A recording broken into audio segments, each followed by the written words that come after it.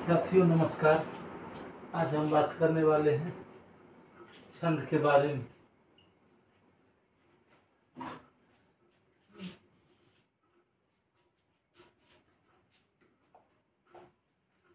छंद शब्द छम और द दो शब्दों के योग से बना है, जिसमें छम का अर्थ होता है समुचित आकार और द का अर्थ होता है देने वाला।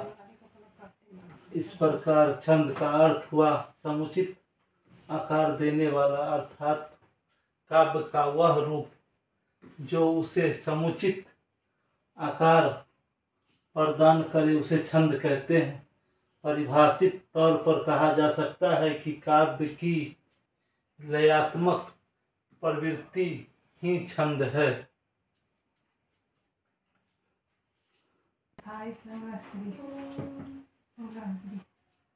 छंद का अर्थ होता है कविता का व्याकरण, अक्षर, अक्षरों की संख्या एवं क्रम, मात्रा, गणना तथा यति, गति आदि संबंधित विशिष्ट नियमों से नियोजित पद रचना छंद कहलाती है। छंद का सर्वप्रथम उल्लेख ऋग्वेद में मिलता है। इसकी व्युत्पत्ति छंद धातु से मानी जाती है, जिसका अर्थ आवृत्ति करने या रक्षित करने के साथ साथ प्रसन्न करना भी होता है। छंद शास्त्र को पिंगल शास्त्र भी कहते हैं, क्योंकि इनके आदि प्रणेता पिंगल ऋषि माने जाते हैं। छंद के तत्व या अंग। छंद के 6 अंग हैं। चारण, पद, वर्ण या मात्रा, संख्या या एवं कर्म, गण, यति या विराम, गति एवं तुक।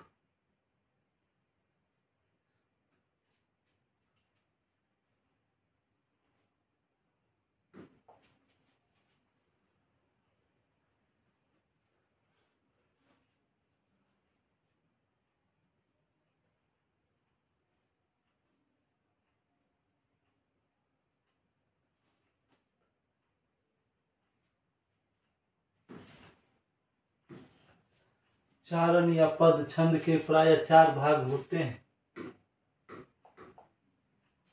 छंद के प्राय 4 भाग होते हैं। इनमें से प्रत्येक को चरण कहते हैं। दूसरे शब्दों में छंद के चतुर्थ भाग को चरण कहते हैं। चरण 2 प्रकार के होते हैं, सम चरण, दूसरा विषम चरण।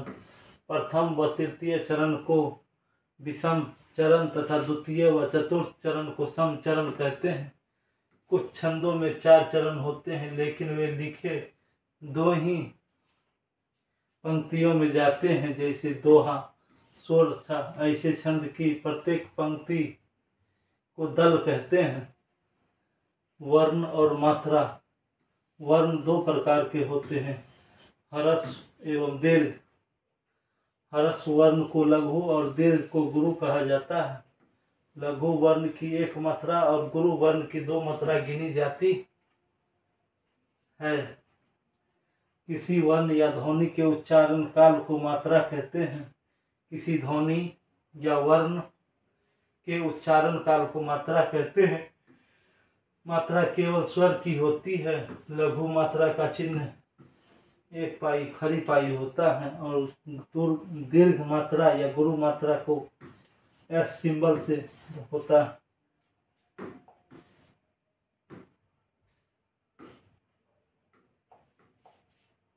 संख्या और क्रम। वर्णों और मात्राओं की गणना को संख्या कहते हैं।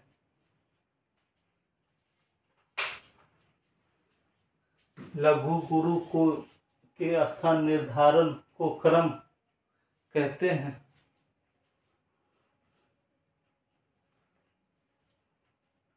वर्णिक छंदों के सभी चरणों में संख्या वर्णों की और क्रम लघु गुरु का दोनों समान होते हैं, जबकि मात्रिक छंदों सभी चरणों में संख्या मात्राओं की तो समान होती है, लेकिन क्रम लघु गुरु का समान नहीं होता है।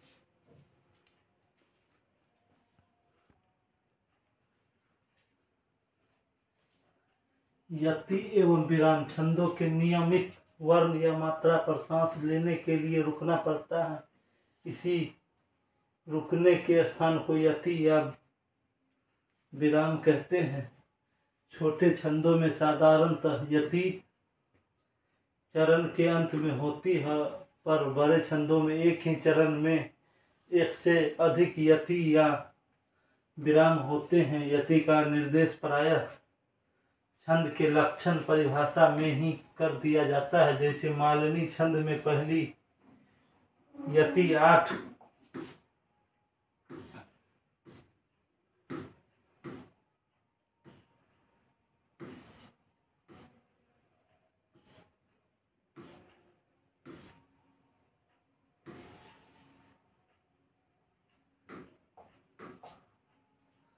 वर्णों के बाद तथा दूसरी यति 7 वर्णों के बाद पड़ती है।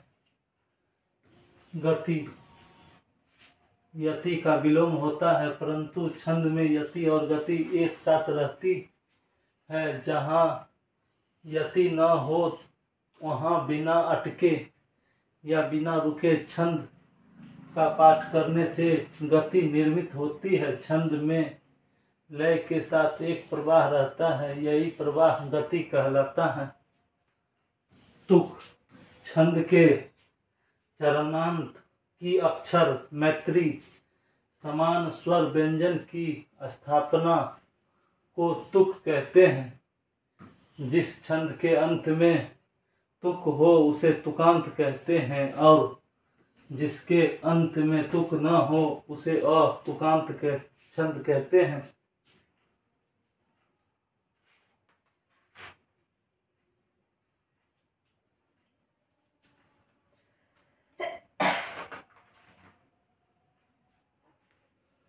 छंद में प्रत्येक यति के स्थान पर ध्वनि संतुलन को तुक कहते हैं।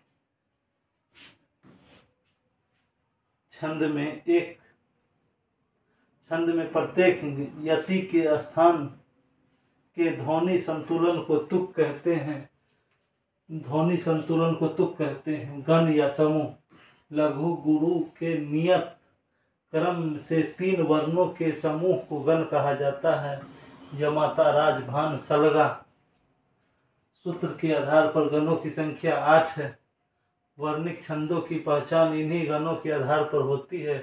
इस सूत्र के अंतिम 2 वर्ण ल और ग छंद शास्त्र में दशा अक्षर कहते हैं।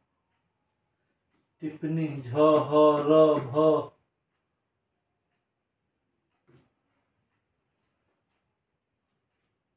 मूर्धन्य स वर्ण छंद शास्त्र के अशुभ या दग्धाक्षर कहे जाते हैं।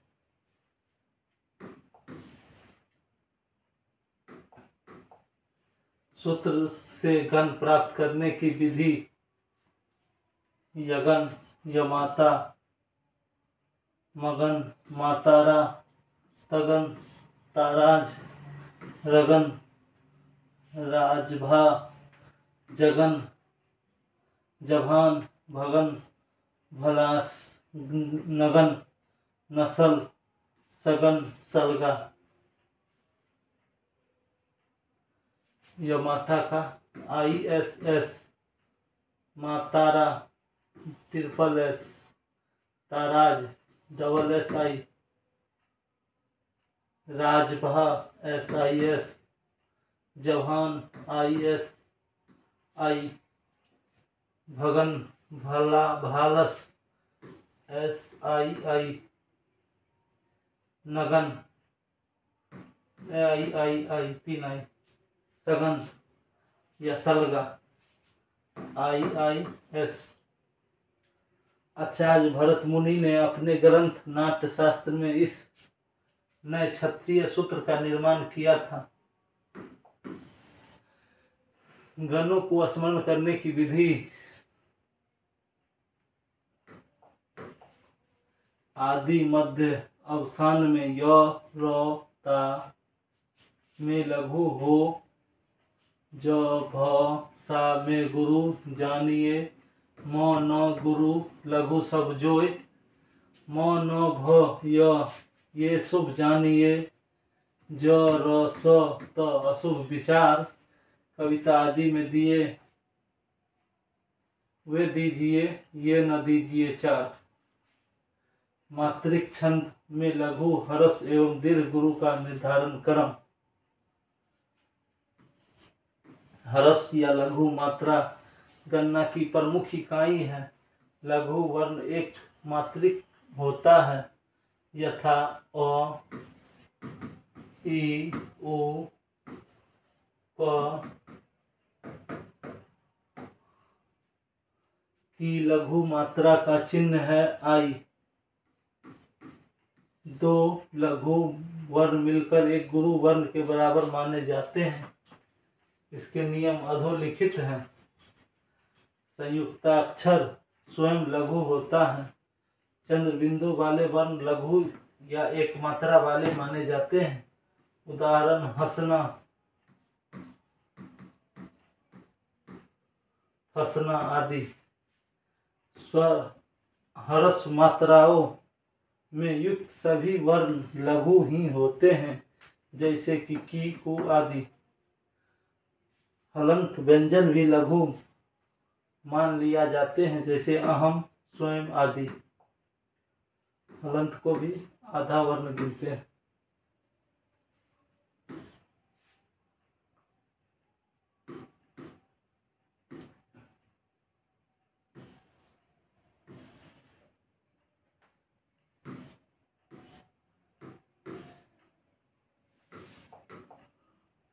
यदि कोई अर्ध अक्षर हो परंतु वह किसी पूर्ण अक्षर के बाद हो तो उस अर्ध अक्षर के लिए एक मात्रा लगती है, जैसे पश्चात।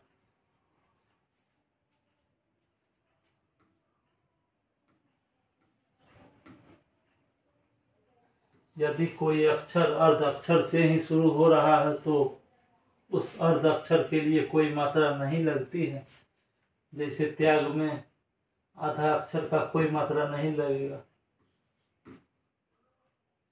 यदि किसी अक्षर के बाद दो अर्ध स्वर लगता है लगातार हो तो दोनों अर्ध स्वर के लिए केवल एक ही मात्रा लगती है। जैसे उज्जवल में दो आधा आधा वर्ण है तो इसका एक ही मात्रा होगा। यदि दो गुरु वर्णों के बीच कोई अर्ध स्वर आया हो तो उस अर्ध अक्षर के लिए अलग से मात्रा नहीं लगती है। जैसे आत्मा में दो गुरु है, बीच में अर्ध स्वर है तो इसमें मात्रा नहीं लगता है। जहाँ पर कोई अर्ध अक्षर अपने आगे आने वाले पूर्ण अक्षर से पूरी तरह मिला हुआ हो तो उस अर्ध अक्षर के लिए अलग से मात्रा नहीं लगती है, जैसे स्थल।